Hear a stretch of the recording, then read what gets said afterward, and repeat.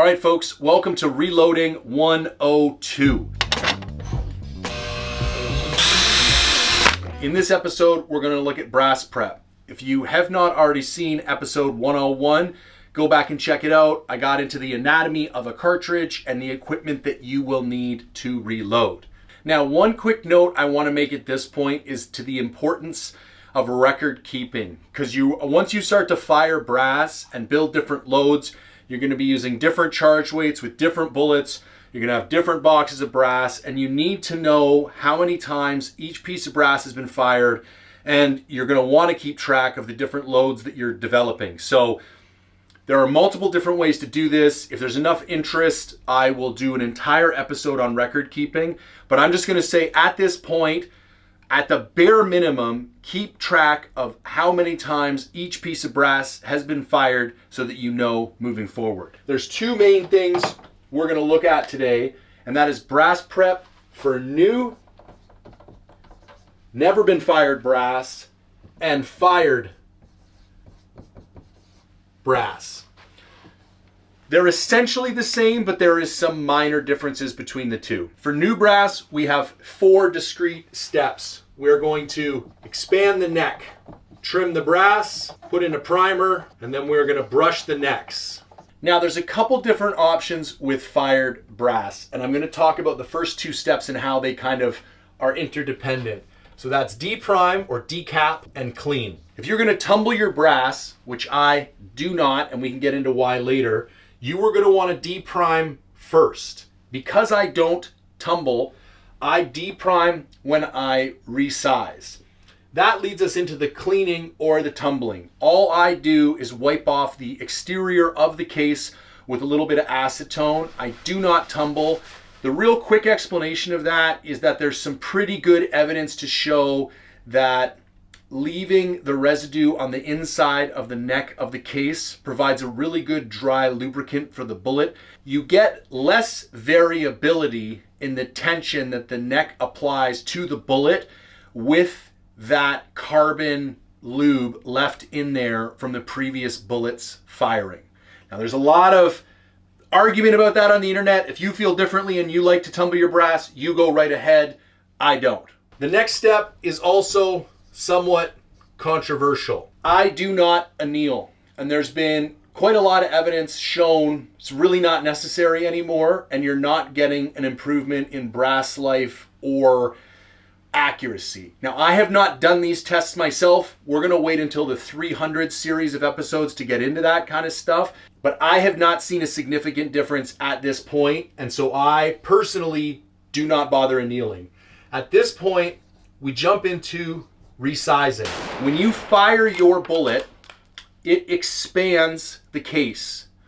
When we go to reload that bullet, we need to put that case back into what, like Sammy spec, or back into the original shape that it was in. There are a couple different ways you can do this, from neck sizing dies to full length resizing dies. I prefer to use a full length resizing die, but I only bump the shoulder back 3 thou. And I, at the same time as doing that, I decap or deprime the bullet. Now, at this point, we can essentially treat our fired brass like new brass. We are going to trim. And when I say trim, I mean trim, chamfer, and deburr. Then we're going to seat the primers, and then we are going to brush the necks.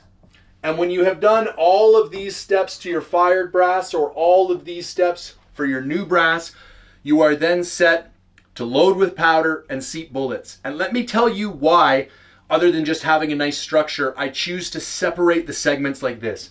Because at this point, you can walk away. So if you're doing this, on your weeknights and you've got a full-time job, getting all of your cases to this state is a really nice, clean break before you get into the next step that you really should continue all of your bullets at one time. I'm so confident that I've crafted the best performing sock for backcountry hunters that's available on the market today, that I've put together the most insane giveaway I have ever done. And this is not one of those giveaways that you see from everybody else where they went and convinced a bunch of other companies to give stuff. This is me giving directly to you. So For every $5 you spend at forgedinthebackcountry.com, and that even includes the new camo version of the forged base boxers that I just released, you will get one entry to win a custom guided hunt from Mindful Hunter Outfitting. And I am gonna work with the winner to build the hunt of your dreams. We could go after black bear or mule deer in British Columbia. We could go chase mule deer with our bows in Alberta, or we could go to my leases in Mexico and hunt Coues deer in the rut with a rifle. I am extremely passionate about delivering phenomenal gear to backcountry hunters. And I truly believe that with the Forged Base Series socks, I have brought something unique and new to the market. I feel very strongly that you're gonna love this product, and I cannot wait to share the hunt of a lifetime with one lucky winner. Good luck. The first thing that I do is clean my brass. I also mentioned I do not tumble my brass. And to be brutally honest, the only reason I am cleaning the exterior of the case is so that there's no debris or lubrication getting into my dies, or when I chamber this round in my gun, there's just nothing that's gonna gunk up the chamber. So it's like a very simple reason for decleaning. You're not fundamentally changing the characteristics of the brass or doing anything particularly funky. And the nice thing about the acetone is it just gets right at the carbon. And then that literally took 5 or 6 seconds, and then you have a nice clean piece of brass. Couple different opinions on resizing. Some people like to do a full length resizing, where the old school method is you kind of spin down your resizing die until at full lockout, it is just touching the seating lock for the bullet. I choose to do a less aggressive method where I want to bump the shoulder back 0.03 of an inch. One quick note I forgot to make, and that's adjusting the depth of your resizing die. So I will back it all the way out so that when I bring down the handle of the cams, it basically barely touches the bullet at all. And then I will slowly screw it in a little bit so to where I'm getting a little bit more resizing every time. And I take the bullet out and I measure it, and I take the bullet out and I measure it, and I slowly work that down. And I will only do that 2 or 3 times per shell, and then I'll grab a new shell and start again, because if the brass gets overworked, it's the same thing with seating depth with a bullet. You don't want to keep pushing the bullet in by minor increments and then assume that level is going to work for the rest of your bullets that are only getting pushed once. But the main takeaway here is start with a very little bit of resizing, measure it, and then work your resizing die down until you're getting the depth of resizing required. So I have my comparator gauge on my caliper. I measure my bullet and I get 1.645 inches. So I then take a little bit of lube, put it on the exterior of my case, put it in the press. Primer pops out the bottom. I then take my empty case, and now it is 1.642. So it went from 645 thousandths of an inch to 642 thousandths of an inch. So essentially what I did is compressed this case by 3 thousandths of an inch. Now the argument to do the less aggressive version of resizing is that the less you are moving your case in and out every time, the less wear and tear on the brass itself, and the less it's going to break down. So what I will do is basically measure a random sample of these cases, make sure they're all in the ballpark of 1.645. I will resize and decap a bunch of them, make sure they're all at 1.642, and once I'm happy with the consistency, I just start cranking them through.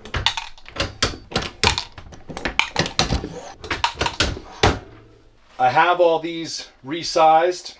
The next thing you want to do is just clean all the lube off the outside, and you don't want to put casing with a bunch of lube on it back through all the rest of your dies. So now we are done the resizing.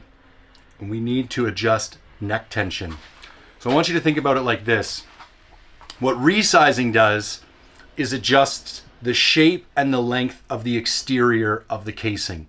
However, because of the resizing die, if there are any imperfections on the exterior of the neck of the bullet, when you resize it, it pushes those imperfections through to the inside, which creates variability in the tension that the neck applies to the bullet itself. So next we have the expander mandrel, which is essentially a mandrel that we put down into the neck of the casing that perfectly resizes the interior of the neck to be 0.02 of an inch less than the diameter of our bullet. So if a 6.5 millimeter bullet is 0.264 thousandths of an inch or 264 thousandths of an inch, the diameter of this neck mandrel will get this to 262 thousandths of an inch. And I've also been told that there's about a half a thou of elasticity, so that it ends up being 1.5 thou less than the diameter of the bullet itself. So it applies a perfect 1.5 thou tension to the entire circumference of the bullet. And so what we do is we take the bullet, we dip it in this media up to the neck, that lubricates it. I come in here, I've already adjusted the depth of my expander mandrel so that it's going to go down just as far as I want it to. I bring it down, compress, lift up, and there you have it. A perfectly adjusted neck tensioned piece of brass. See, the reason you want the die body with the window is that it makes it way easier to adjust the depth. So you will see when I come down, you're going to see the top of this case, and that's how I know that I'm getting my mandrel into the neck so that I'm adjusting the tension throughout the entirety of the neck, but I'm not bringing the die body so far down that I'm crushing the case, because you can see the top of the case is still not in contact with anything, and then I pull it back out, and there you go. Let's talk about trimming. It's a very complicated subject, but I'm going to keep it as simple as possible. If you look up online, there will be a maximum case length for your individual cartridge. For a 6.5 PRC, it is 2.030 or 2 inches and 30 thousandths of an inch. And a pretty common trim length is anywhere to between 15 and 20 thou over 2 inches. I am going to go 2 inches and 18 thousandths of an inch. The last time I built these bullets, I built them at 20 thou, and I actually would like my overall cartridge length to be just a little bit shorter. Funnily enough, I'm trying to fit them into a particular magazine, and so instead of increasing the seating depth, I'm actually just going to shrink the case by 2 thou, and that still keeps me well within the minimum specs. Okay, so assume all the thou I'm talking about are on top of 2 inches. Right now, this bullet is 22 thou over 2 inches, meaning I need to trim off 4 thou to get it to 18 thou over 2 inches. So I backed my adjustment bolt out a pretty significant way.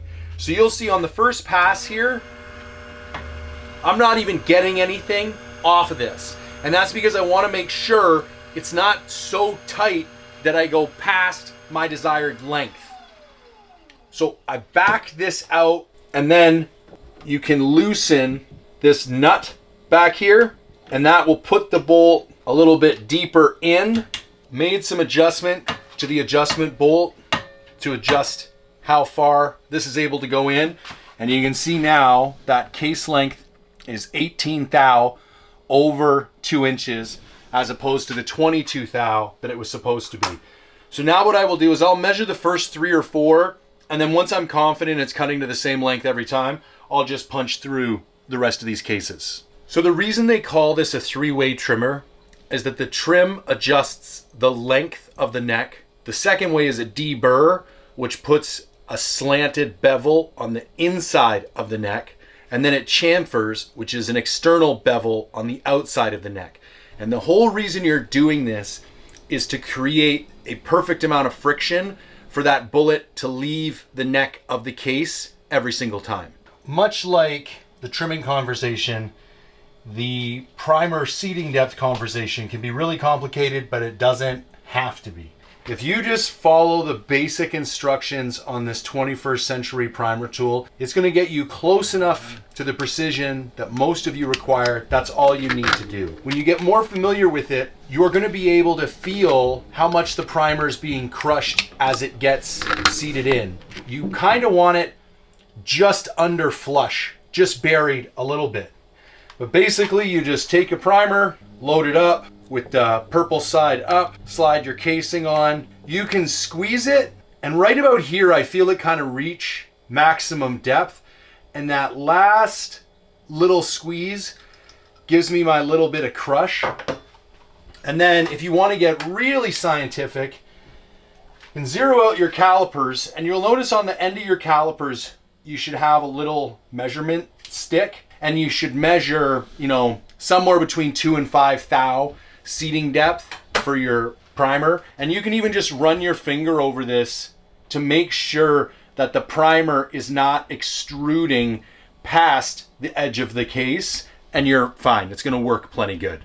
This next step is definitely a nice to have, not a need to have. But again, we're trying to reduce the variability in friction among these necks as much as possible. So I grab a nylon brush fitted to the caliber, that's the diameter of the bullet, and you literally just brush out each of the necks, and that just makes sure it's nice and clean in there. All right, ladies and gentlemen, we are almost there. Now it is time to charge our cases and seat our bullets.